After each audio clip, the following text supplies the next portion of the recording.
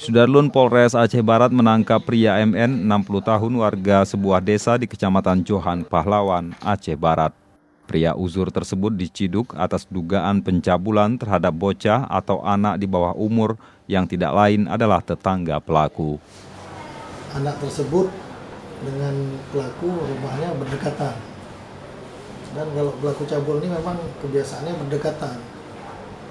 Karena berdekatan dia punya kesempatan, mungkin dia bawa ke dalam rumah, dia panggil, dia ajak, anak itu mau, lalu dia lakukan pencabulan tersebut. Hingga Senin, pelaku masih disel dan dijerat dengan Kanun Aceh tentang acara jinayat dengan ancaman 90 kali cambukan atau 90 bulan kurungan. Dari Melabuh, Rizwan, Serambion TV.